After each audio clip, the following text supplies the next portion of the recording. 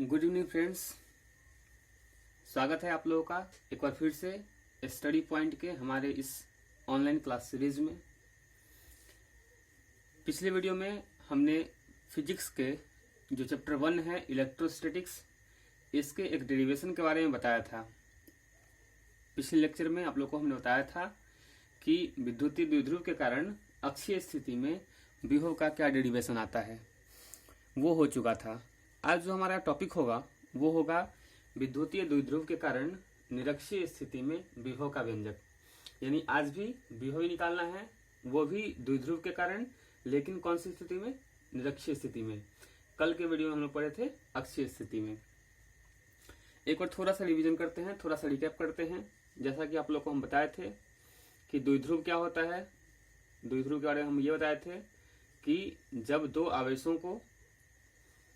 आवेशों को जिनमें दोनों का मान बराबर हो और एक पॉजिटिव एक नेगेटिव हो, उनको बहुत कम दूरी पर या 2l की दूरी पर रखते हैं तो इसे हम द्विध्रुव कहते हैं। और इसी द्विध्रुव में से किसी एक ध्रुव पर का आवेश और बीच की दूरी के गुणनफल को द्विध्रुव आघूर्ण कहते हैं, जिसे P से रिप्रेजेंट करते हैं। ठीक है, ये हम करवा चुके थे। आज हमारा जो हेडिंग होगा उसके अकॉर्डिंग हम आगे बढ़ेंगे।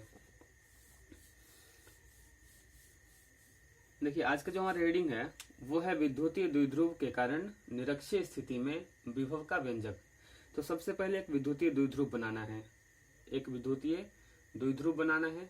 मान लीजिए ये -q है और ये +q है, दो पोल।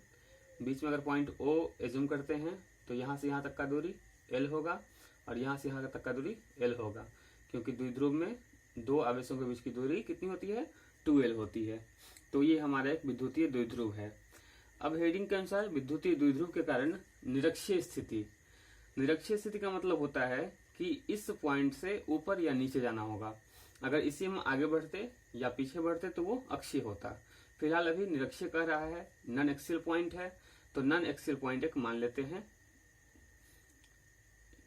सपोज ये नॉन एक्सियल पॉइंट P है और इस P पॉइंट पर निकालना है विभव का व्यंजक।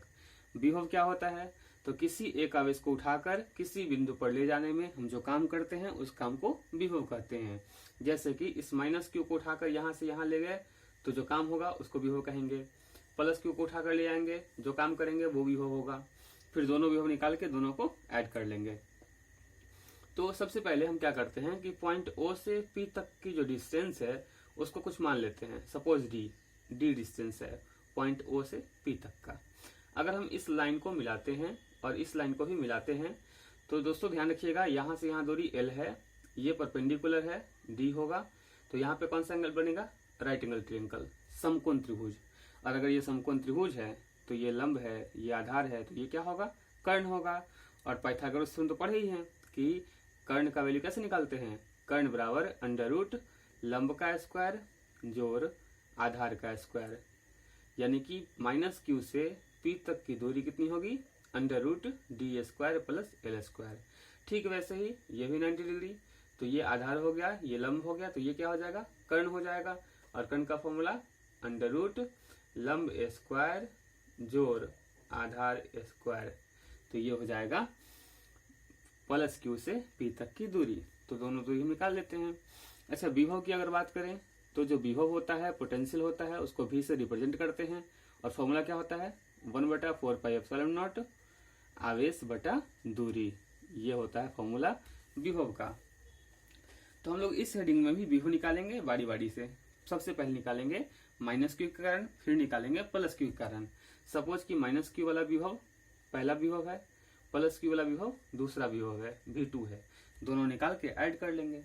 तो सबसे पहले हम निकालेंगे -q के कारण ड्यू टू नेगेटिव चार्ज।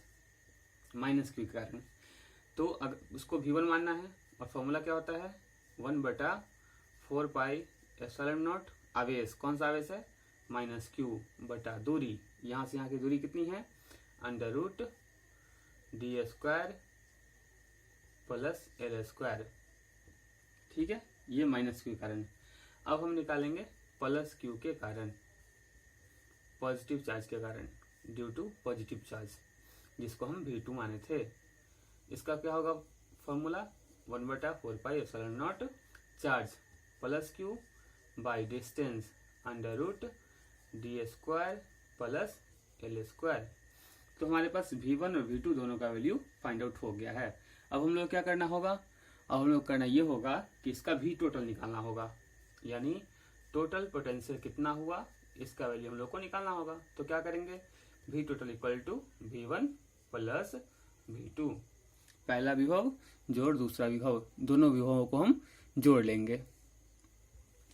ऊपर लिखते हैं, यानी हम क्या करेंगे, जब V1 V2 फाइंड आउट हो गया है तो निकालेंगे हम लोग V टोटल। V टोटल बराबर V1 प्लस V2। तो यहाँ से V टोटल बराबर V1 कितना है 1/4πε0 माइनस क्यू बटा under root D square plus L square, और प्लस इसका वैल्यू क्या है V2 का 1/4πε0 क्यू बटा under root D square plus L square.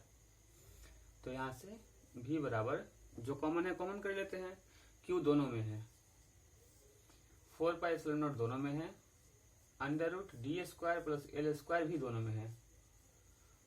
तो क्या बचेगा इसमें -1, इसमें क्या बचेगा +1, कट के कितना 0, और 0 इंटू समथिंग इक्वल टू 0, यानी फाइनली V टोटल कितना आ जाएगा, V टोटल आ जाएगा 0।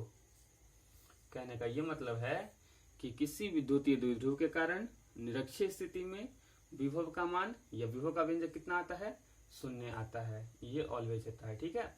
बिहार बोर्ड में ये क्वेश्चन कई बार पूछा गया है, ठीक है, और बिहार बोर्ड के लिए इम्पोर्टेंट भी है। तो आशा करते हैं आप लोग के लिए ये वीडियो हेल्पफुल होगा। यदि इसमें कहीं कोई दिक्कत हो, समझ में ना आ रहा हो, तो आप हमारे कमेंट बॉक्स में जरूर लिखें। जहाँ तक आपकी सहायता होगी हमें उतनी खुशी होगी। वीडियो को देखने के लिए धन्यवाद। जय हिंद।